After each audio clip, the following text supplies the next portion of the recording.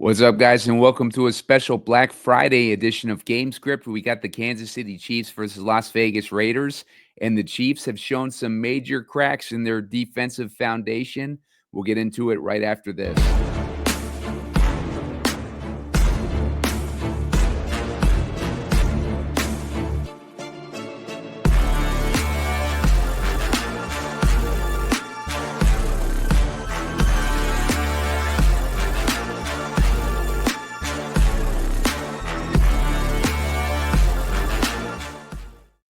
What's up, guys? Simon Edwards at Pumacom here with Heat Seeker Sports, and you're watching Gamescript, looking at the Black Friday edition of Kansas City Chiefs versus the Las Vegas Raiders.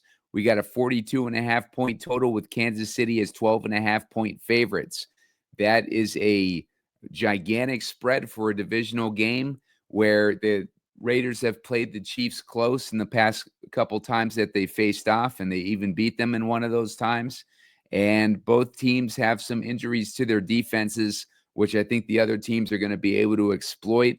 And I just think that that is a monster spread to have with these teams that, could play it a lot closer on a game which the Raiders are probably viewing as their Super Bowl.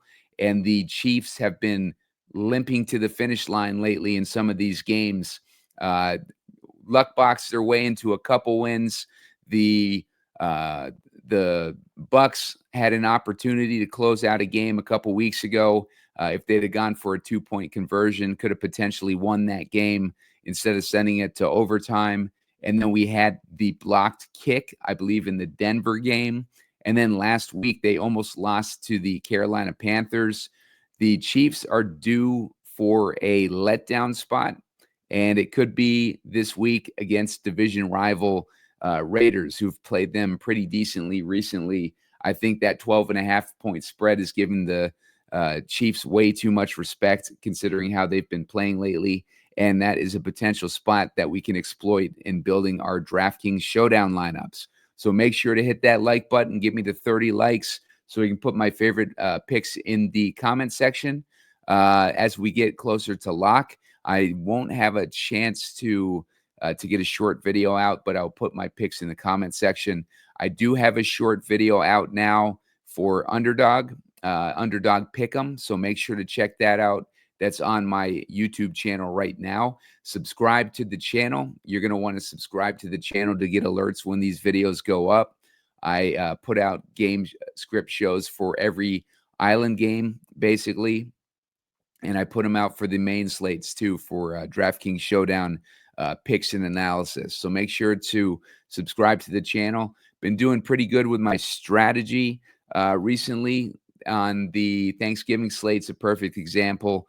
And if you watched my main slate show yesterday, I recommended to focus on that low total game. Didn't end up working out, but I was right in that the low total game ended up going over the total, ended up being the highest scoring game on the slate. And the other two games, which everybody else was heavy on, ended up going underperforming and going below their totals. The problem was with the game that went over the total, there was nothing that really stood out from a fantasy standpoint.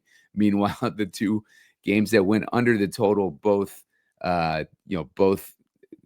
hit as far as fantasy performances with condensed offenses. So didn't work out, but we had the right idea in mind, and we had the right strategy in a different variation of the universe, and that game gets played. Maybe we would have done better from a fantasy perspective, but we got the outcomes right, just not the right plays in them. So let's move on to this Black Friday slate.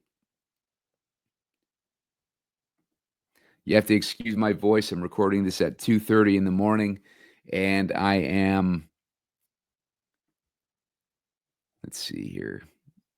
I'm recovering from a cold as well. So let's take a look at this DraftKings Showdown slate, looking at the Kansas City Chiefs versus the Las Vegas Raiders. As I mentioned, Patrick Mahomes has been playing much better recently. He's been performing to fantasy expectations on a few of these weeks. 19 DraftKings points, 24 DraftKings points, and 28 DraftKings points. So he's had a couple of his best performances in the last couple years in recent weeks, and he could have a similar performance against the Raiders if the Raiders are able to keep this game close, which I think they have a potential to do because Kansas City's defense has shown some major cracks. They've been dealing with some injuries as well. If you look over at let's go over to the Kansas City injury page here. Look at some of these defensive injuries that we're seeing here. Jalen Watson being the major one. Since he's been out, they've been susceptible at the right cornerback position. I think some of the losses in the offseason as well with losing their top cornerback, the name's escaping me right now, to Tennessee. They have just been a weaker secondary in general. I think it's catching up to them as they get later in the season and teams are learning how to exploit the defense's weaknesses at this point. And then on top of that, they get this injury with Jalen Watson, which has left them vulnerable in the secondary. Teams have been exploiting it recently. And we've seen, in addition to the weakness that they've had against tight ends, Kansas City has been vulnerable recently. They're giving up now 17.4 DraftKings points a game to quarterback position, which is one of the highest, matchups in the league right now for quarterbacks facing off against Kansas City. Kansas City's also giving up 15.2 DraftKings points a game to the slot, and they're giving up 15.2 to tight end position as well. So they have been vulnerable in a couple different spots. Looks like in the middle of the field in particular. And I think that's something that we can exploit. They've been strong against the running backs still, which is not really a concern of ours in this matchup, with not really much of a running game for Las Vegas anyways. I expect Las Vegas to come out with a passing attack. They're going to try to be aggressive against Kansas City and see if they can YOLO their way into a victory here. I think that the wideout position, Kansas City's only been allowing 17.7 DraftKings points a game to wideouts, but I think with that injury to the secondary that I mentioned with Jalen Watson, I think that number is going to slowly creep up and become more of a middling matchup. Right now, it is a below average matchup for opposing offenses. As far as the Vegas side, Vegas is allowing 18.9 DraftKings points a game to the quarterback position. That's good for Patrick Mahomes. And they're also weak against tight end. They're giving up 15.7 DraftKings points a game. And as we know, Travis Kelce is Patrick Mahomes' favorite weapon, along with Noah Gray. Kelce's looked a little bit old recently, but he's had some decent weeks as well. Let's take a look at Kelce real quick. Kelce, 12.2 DraftKings points and 2.8 in the last couple weeks. He was on a little tear there for 3 weeks straight, though, and one of those included a 25-point game against Las Vegas a few weeks ago. Noah Gray has been on fire recently. Noah Gray has been becoming one of Mahomes' favorite targets. He had 22 DraftKings points against Carolina and 18 versus Buffalo. Tight end is a very important part of this offense, even if it's not Travis Kelce. It's been Noah Gray, and we've seen it with Mahomes. He has difficulty, acclimating to new receivers in the offense. So I think that he kind of falls back on these tight ends, and Noah Gray is one of those guys that he trusts. So the Raiders are also dealing with a lot of injuries to their secondary, and we can cover that right now. If we're looking at the Raiders secondary,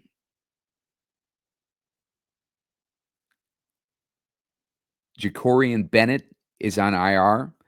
Nate Hobbs is out, and that is, prior to last week, Vegas had been one of the best teams against the wide receiver position, at least defending the wide receiver position. And then last week, Cortland Sutton was one of the first wide receivers to have a monster game against Vegas in several weeks. He ended up scoring about 30 DraftKings points, and kind of seemed like it came out of nowhere, but it had a lot to do with these injuries to the Vegas secondary, and they have been susceptible. The guy who has that matchup that Sutton was able to exploit is going to be Xavier Worthy this week. It's also going to be DeAndre Hopkins.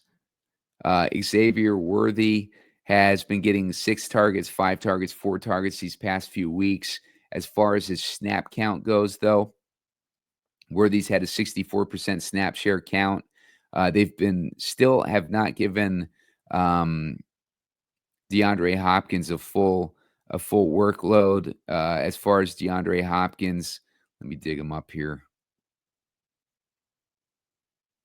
DeAndre Hopkins had a 45% snap share count last week. Like the week that he had his big game, put him in the captain spot, he had over 60% snap share count. These last 2 weeks, he's had 45 and 47. So they've been kind of keeping him on the shelf, maybe for the playoff run. Maybe they feel comfortable with some of these last few games that they've played. Although he only had 45% against Buffalo, so he didn't have a high snap share against Buffalo, a game where they would have needed him. They were playing from behind. So, Hopkins, he has that good matchup. So does Worthy. Either one of those guys could have a decent game against the Raiders this week. Let's go to Brock Bowers. Last time Bowers faced Kansas City, he only had 10.8 DraftKings points. Kansas City normally susceptible to the tight end position, but they decided to focus on Bowers, as Bowers has been the main receiving weapon for the Raiders. In that situation, if they are going to focus on Brock Bowers, they are also susceptible to the slot, like I mentioned earlier. The guy who's running a good amount of routes in the slot is Jakobi Meyers. He's running 35% of his routes from the slot. DJ Turner is another guy. He's running 70% of his routes from the slot, but I prefer to focus on Jakobi Meyers because he's going to be the second most targeted guy in this offense. He had 17.2 DraftKings points the last time these teams faced off. Last week he had 25. He had 21. He's been getting a huge workload since Devontae Adams got traded to the Jets. So Jakobi Meyers has kind of taken over that role, and he's been delivering with it. So Jakobi Meyers, if the team focuses on Brock Bowers, then Jakobi Meyers might step up and have a big game. Might be a good rule to put in your lineup builders that you want one or the other of Meyers or Bowers, because one of those guys is going to be the focus of the Chiefs defense this week. Pacheco is supposedly back this week. He's been activated from IR. We don't know how much usage he's going to get, but I would imagine that they're going to ease him back in. The Raiders have been giving up 23.6 DraftKings points a game to the running back position, which might make Pacheco a high-owned guy. I don't have ownership as of yet. It is very early in the morning on Friday, so that ownership hasn't come out yet. But Kareem Hunt is still going to be a thorn in his side, and both those guys are pretty expensive at $9K and over. If you want to take a chance on one of those guys, if you notice that the ownership is down, it might be worth taking a shot on one of those guys. I would imagine they ease Pacheco in, and Hunt has not been very good, but he has been getting a ton of usage, and it's hasn't led to a ton of points, but he's had some weeks that would make him passable in his showdown slate, like 17, 21. And then he was on fire when he first joined, 21 and 22. So he's had some 20 plus weeks. Last time they played Vegas, he had 13 DraftKings points. So, he has upside, but we just don't know how much Pacheco is going to be used this week. And at this point, Kareem Hunt's old legs are giving out on him at this point, after playing like a decent amount of games already since week 4. So moving on to Aidan O'Connell. Minshew is now on IR, and that makes Aidan O'Connell the new starter. Last time that O'Connell started was back in week 7. He, I believe, was benched or he was injured. I think he was activated off injured reserve this week. He had a thumb injury. So, he has not been that good not been good at all this season. His highest output is a 12 DraftKings point week against Pittsburgh. I would imagine that, Aidan O'Connell is going to be throwing in this game, though, and I think he's going to be targeting mainly Meyers and Bowers. How much success he's going to have, I'm not sure. One of these other guys that has an advantageous matchup is Trey Tucker. Tucker is going to be facing the weak spot that David Moore exploited last week, and that is against, let's see, what's his name? That is against Johnson, the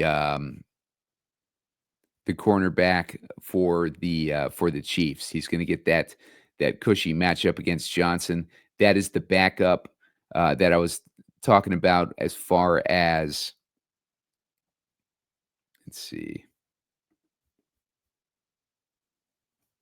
I'm going to share this tab over here. That is the backup for Jalen Watson that I was mentioning, Najee Johnson.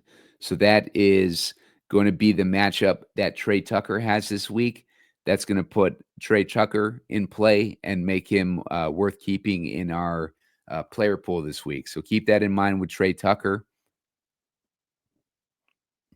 We can see why he's done this week. He's a pretty cheap guy too. He had 15 DraftKings points last week. Apart from that, he's had a couple big weeks earlier in the season. In week 3 and 4, he had 22 and 15 DraftKings points. I believe that coincided with Aidan O'Connell. Aidan O'Connell played in week 3. So he had one of those weeks with Aidan O'Connell.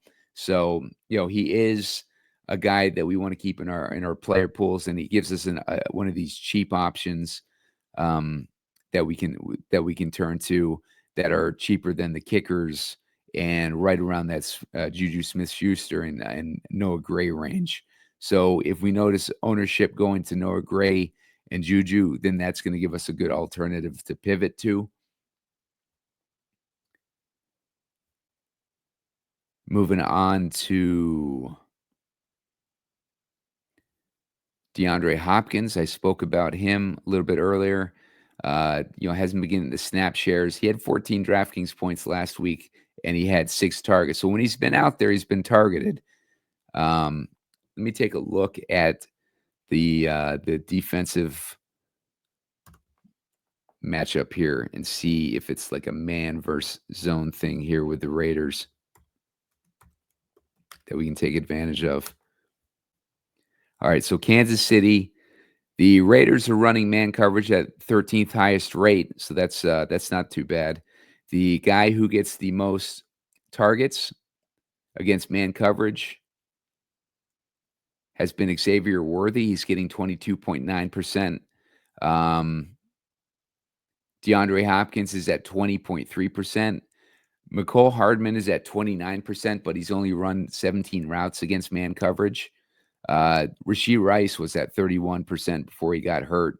So that gives you an idea. Xavier Worthy popping up again for us here. And DeAndre Hopkins. They both got the good matchup, and they both got a good target rate against man coverage. So keep that in mind with those two guys. Those two guys are going to be useful for us.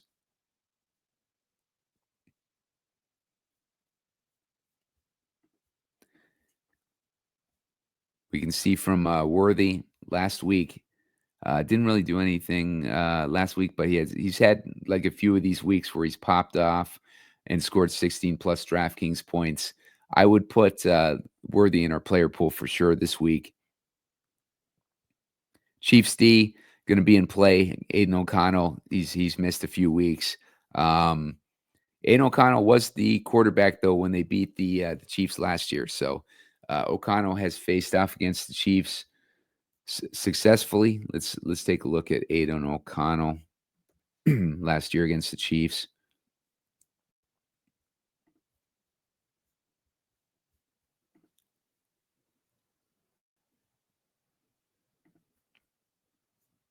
All right, so last year, when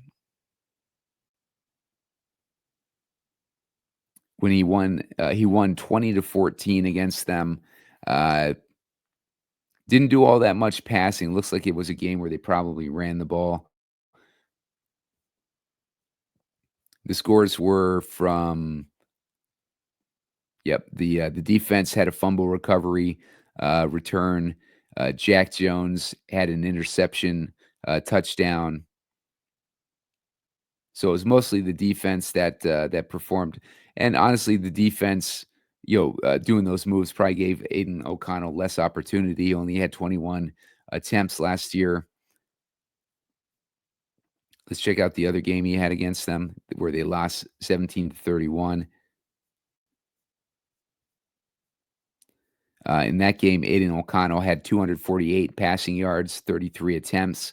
So last year when the defense was really good, O'Connell had a decent game against them.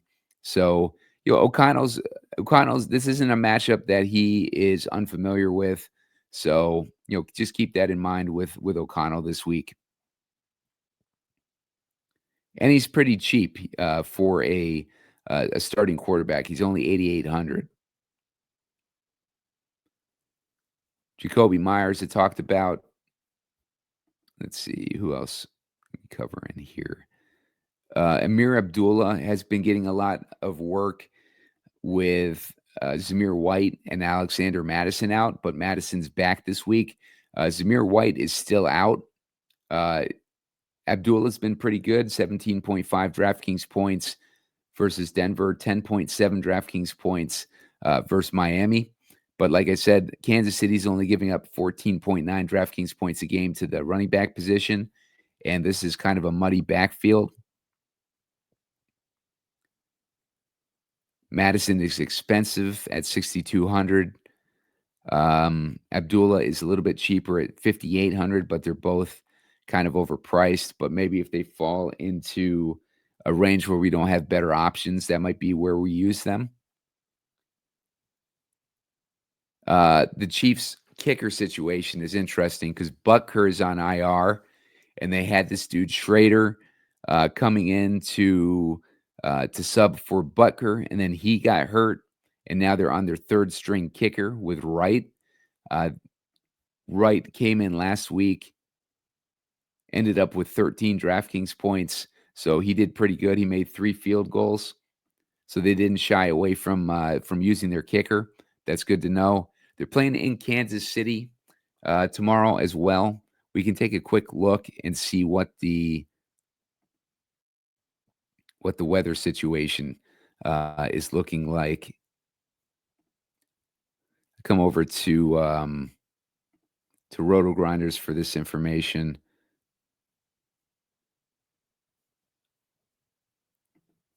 $37 and sunny, so not horrible weather. Shouldn't be too bad for the quarterbacks in this one. No wind, so we're not worried about weather in this game. Um, Trey Tucker, talked about him. Kickers, both kickers are in play. Daniel Carlson has been a stud this year too. Look at all these massive point totals from him: 18, 10, 16, 10, 15. If we think that the Raiders are going to keep this one closer than expected, closer than that 12.5 point spread, Carlson's going to be in play for sure. I happen to think that they can keep it close. Juju Smith-Schuster. Let's look over at these snap shares. This is where it gets a little bit tricky with Kansas City trying to predict which one of these guys is going to have a good game because we don't know the snap shares. Like they're all over the place with rotations and stuff like that. Smith-Schuster, 55% last week. Justin Watson, 65% last week.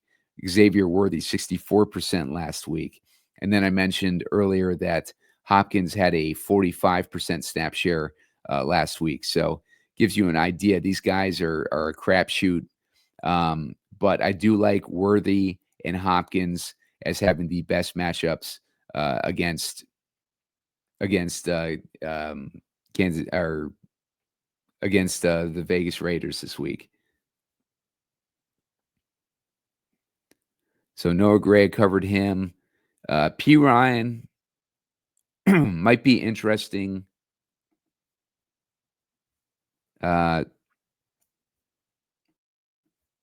With Nate Hobbs is out. He's the slot corner,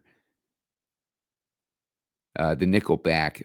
That might be interesting for the receiving backs as well. But the slot receiver for Kansas City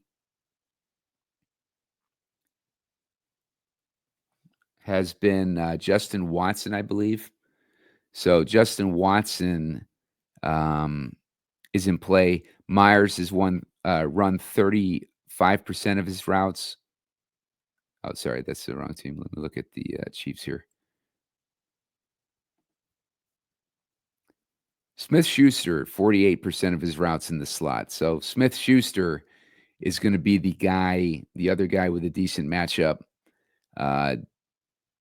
Muddies up our situation a little bit, but Smith-Schuster and Worthy and Hopkins are going to be the interesting guys to have in our player pool as far as receivers for Kansas City.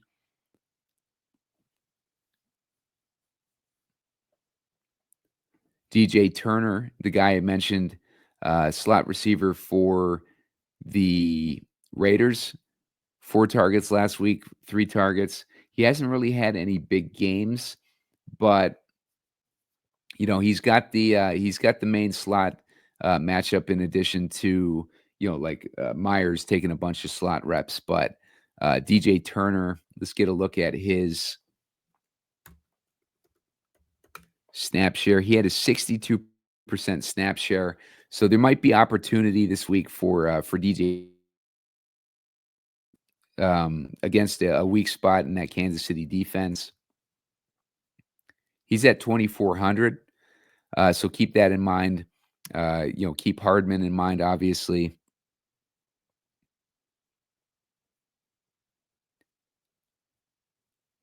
Let's see. I don't see too much else that I like below that. So let's get into a build here.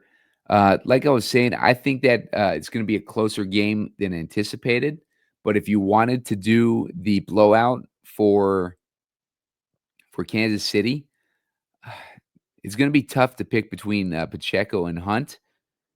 But if we think that they ease Pacheco in, then maybe Hunt is the guy that we want as our primary running back. But let's put Kelce in the captain, as Vegas has been susceptible to the tight end position. Let's look at Hopkins and Meyers. Let's go with Hopkins and Worthy. Let's go with Worthy just because he's cheaper. And let's get Patrick Mahomes in there. We got him double stacked with receivers. Even like if he was a captain play, we want to do that for sure. Let's put Hunt in there. Going to leave us with 4,200.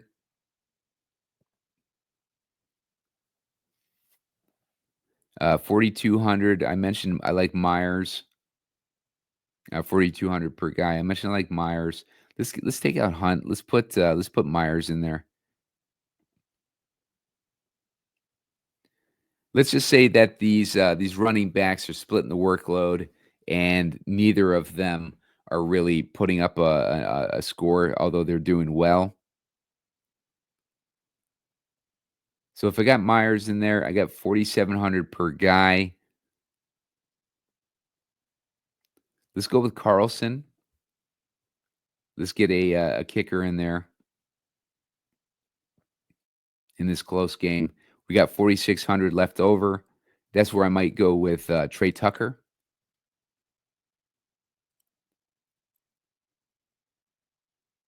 You could go with Smith-Schuster in this spot, although I don't like Mahomes with necessarily 3 pass catchers.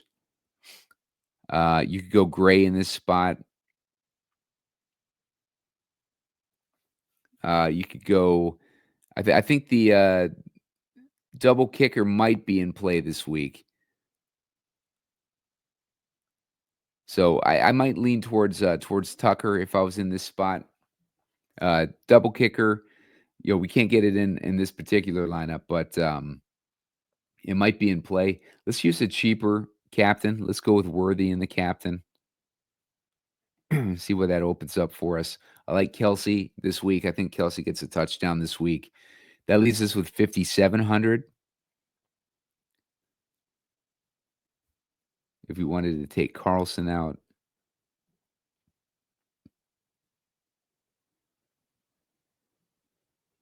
Chiefs D, 6,800. I won't have any Chiefs D this week. They've been playing not great recently. That's a ridiculous price for a defense, no matter who they're playing against. 8,800. I would take if we put Aidan O'Connell in there. Leaves us with 1,700 left. We could go with Mayer. Maybe the attention is on Bowers. Maybe they do some 2 tight end sets, and Mayer gets to take advantage of that when their focus is on Bowers, and Mayer slips out for like a touchdown or something like that. Let's see. Steele. What kind of work has Steele been getting recently? Only 1 attempt last week, 2 targets. Nothing too interesting there. Hard to find one of these guys that might, be able to put up a decent week for us in the dumpster this week. So I'm not really seeing anything worth necessarily dumpster diving for. So that gives you an idea right there of what you could do. You could swap out Worthy if you wanted to for Hopkins. You'd probably have to take O'Connell out in that situation, at least for the build that we're doing. Let's put Carlson back in there. And that would leave us with 4,200. So you got that Smith-Schuster, Gray, Raiders D. Maybe Raiders D would be a better play than Carlson. Let's put Raiders D in there. Let's see what that opens up for us. I mean, at least that gives you Abdullah as an option. I just don't I don't like that build. Let's put Worthy back in there. 7,300. Chiefs defense, that puts us in. It's going to be it's a little bit tricky this week as far as trying to figure out a direction here. Let's put Tucker in there.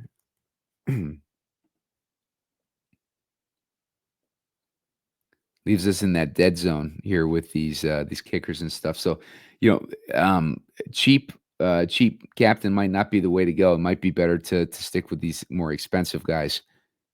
So let's go into a Raiders build where the Raiders are able to pull this off. I'm going to put Jakobi Meyers in the captain. We're going to have to keep an eye on his ownership.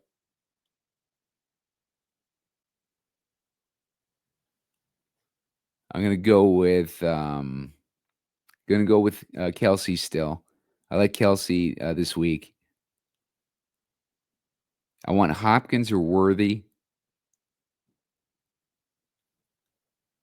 I'm going to go with Worthy here. I'll put Mahomes in this lineup. If we wanted to put O'Connell in there, it's going to leave us with 1,400. Not many options in that range. So maybe O'Connell isn't the best option there. If I don't have any, if I don't have O'Connell in there, maybe I take Mahomes out and I put O'Connell in instead. So we got O'Connell to Meyers. Let's give him another pass catching option. I'm going to give him Trey Tucker.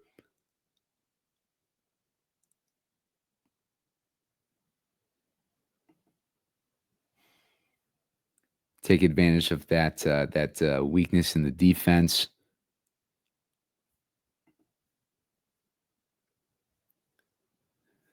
Yeah, Trey Tucker gets that same matchup that David Moore had last week. That's going to leave us with options like the Chiefs D. It's going to be very very weird. You're going to have to leave a decent amount of money on the table. If we wanted to go Bowers instead in the captain, take advantage of maybe that Kansas City weakness against tight end we're able to exploit here. Leaves us with 4,800. Leaves it in Carlson range. I like that a lot better. That gives us a 4-2 build in favor of Kansas City. I mean, in favor of Las Vegas. And in a game that, I anticipate to keep close and maybe, Vegas potentially upset Kansas City in this one.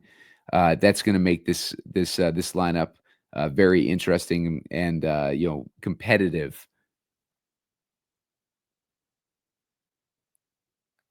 Let's see. Seeing if there's anything else that's worth fleshing out here. I think that's going to just about do it. Make sure to hit that like button. Get me to 30 likes so we can put my my picks in the comment section. Make sure to subscribe to the channel. Looking for trying to get to 1,300 subscribers. I need about 80 left to get there. I wanted to try to get there this week, but just need a few left to get to that point. So hit that subscribe button if you haven't already. Check out the Underdog short video. A lot of those guys in the short video are also going to be, some of my plays that I lean towards in Showdown this week. So make sure to check that out, and I will talk to you guys later on.